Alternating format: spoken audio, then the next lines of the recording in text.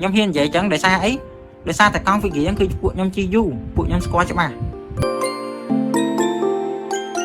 haiពួកnhóm có mẹn chỉ nè đại tại chi và hơn chi chơi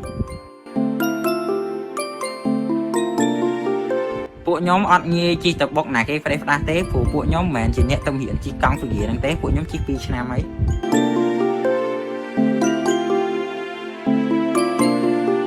តើអ្នកនរគ្នាសុខសប្បាយនៅក្នុងរដូវផ្ការីកនេះមួយទេកុំភ្លេចឆ្លើយតបខ្ញុំផងបាទសួស្ដីថ្ងៃនេះយើងនិយាយពីfigure ដែលគេហៅថា fig farm ដែលល្បីផ្ទុះវីដេអូផ្ទុះចឹងបើសិនជាមានពុកម៉ែបងប្អូនណាអត់ស្គាល់ថា figure ហ្នឹងឯគេគឺជាកង់មួយដែលអត់មានប្រាំងហើយបើយើងចង់ចាប់ប្រាំងយើងត្រូវ skid ហើយ skid ហ្នឹងគឺយើងធាក់ឲ្យជើងអាមាប់ធាក់ហ្នឹងបុកមកក្រោយដើម្បី skid ចឹងវារៀងគ្រោះថ្នាក់ដែរពេលជិះហ្នឹងខ្ញុំឃើញមកយ៉ាងហ្នឹងឃើញគេស្អប់អ្នកជិះកង់ figure ច្រើនដោយសារពួកហ្នឹងជីឆ្លើយជីកដាផ្លូវជីអីហើយអត់ពាក់មួកអត់ពាក់អីអញ្ចឹងខ្ញុំឃើញមនុស្សងាប់ច្រើនមែនតើ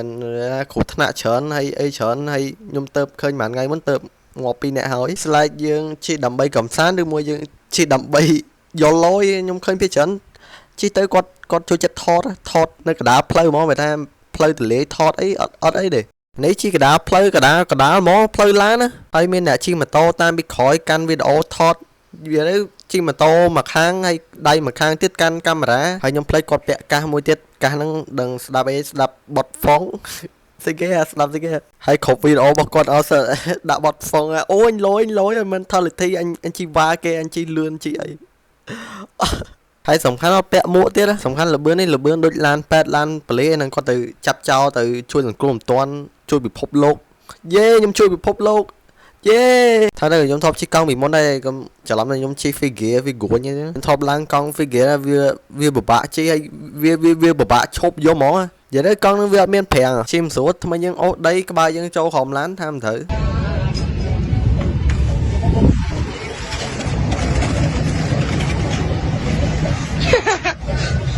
អូខ្ញុំលយខ្ញុំបោះកង់មានតែគេធ្វើដូចខ្ញុំឯងខ្ញុំជិះចូលក្រោមចដាខ្ញុំលយទីទៀតខ្ញុំលយនៅឋានសួគ៌នេះចឹងឥឡូវយើងមកមើលវីដេអូ Fig Farm ដែលជាអ្នកជិះកង់ figure ធ្វើវីដេអូឆ្លើយតបមួយទៅសែនអាក្រក់មួយនិយាយទៅឆ្លើយតបអត់មានហេតុផលនិយាយចង់ឈ្នះខ្លួនឯងអីនិយាយទៅប្រឆាំងមួយ I'm standing alone យកមកវីដេអូ Fig Farm ហ្នឹង9នាទីធ្វើវីដេអូឆ្លើយតប9នាទីនិយាយស្អីគេខ្លះខ្ញុំរំភើបខ្ញុំជួយចង់មើលវីដេអូហ្នឹងខ្លាំងមែនតើខ្ញុំធំបានខ្ញុំអាចលើអីគេជំរាបសួរក៏ដូចជាសួស្ដីទាំងអស់គ្នាខ្ញុំបាទវិហងចង់ហ្នឹងខ្ញុំចង់និយាយប្រាប់ថាវីដេអូមួយហ្នឹងគឺបានមានពូបងគាត់ចូលខមមិនច្រើនមែនតើមានអ្នកខ្លះគាត់ជីកកង់ដូចគ្នាតែគាត់បោះសម្ដីមកគឺដូចអាចពេលដូចអាចបាត់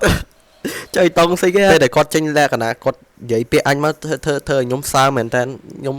ញុំធ្លាប់បានខ្ញុំសើមខ្លាំងខ្ញុំមកលាក់ស្បូនគាត់សិចស៊ីខ្លាំងហើយគាត់និយាយអ្នកជីកង់សម្ដីដូចអាច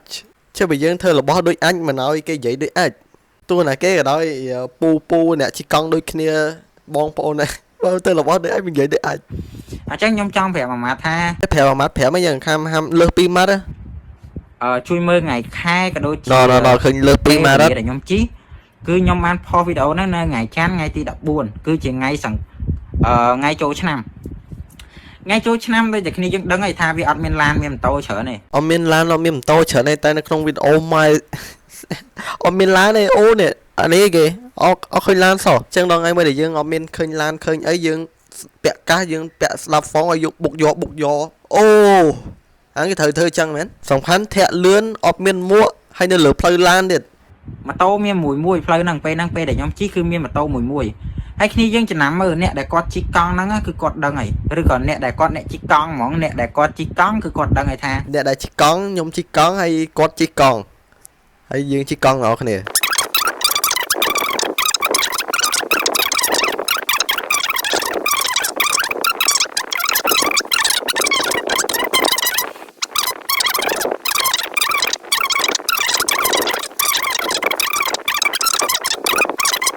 សរុបមកគាត់បញ្យល់ពីរបៀបគាត់ជិះកង់របៀបងាកក្រោយ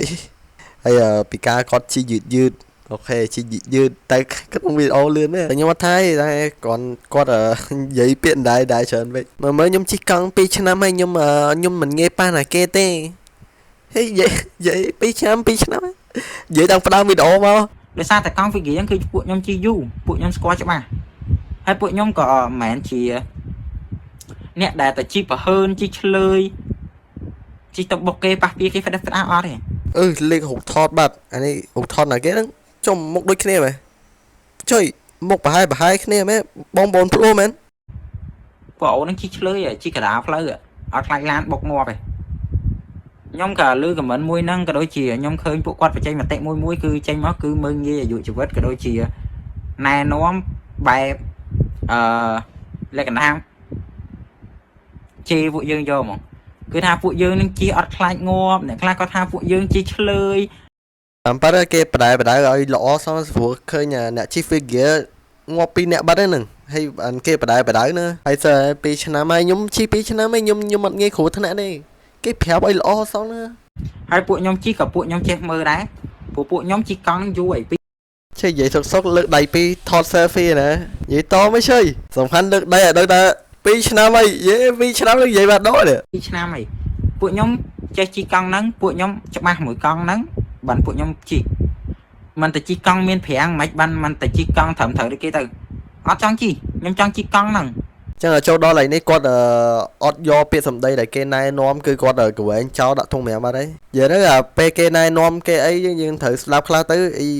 គាត់និយាយទៅគាត់ឌីលវិញគាត់ឌីលអ្នកខមមិនវិញ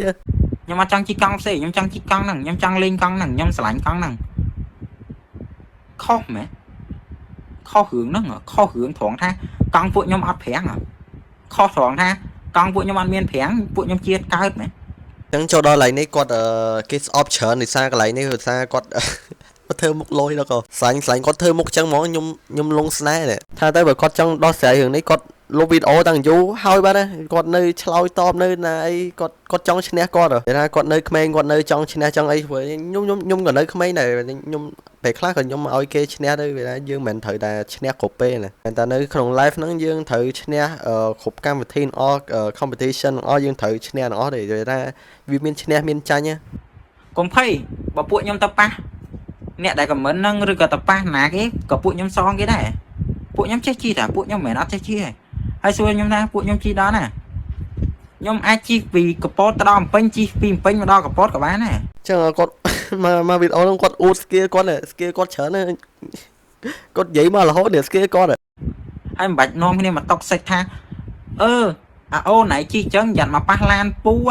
អាអូណៃមកជីចឹងយ៉ាត់មកបុកឡានពូចង្រៃឡានពូឡានព្រោះឯងខ្ចីគេមែនមើលគាត់ធ្វើមុខមកសិចយកហ្មងខ្ញុំធំអត់បានខ្ញុំចូលទៅទឹកហ្នឹងហើយភ័យមែនព្រោះឯងប្រំមែនខ្ចីគេមែនបើគេប៉ះគេសងអីយល់អត់ហើយនាំគ្នាមកបញ្ចេញមតិជេរពួកអ្នកជីកង់ figure ថា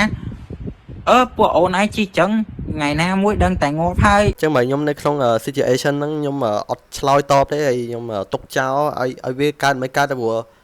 វាថារឿង social media យើងកុំរំពឹងថាចង់បានល្អពេកវាណាពេលខ្លះយើងត្រូវគេជេរទៅវាគេជេរធម្មតា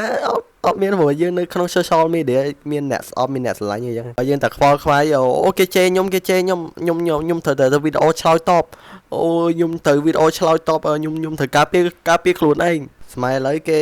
វាណា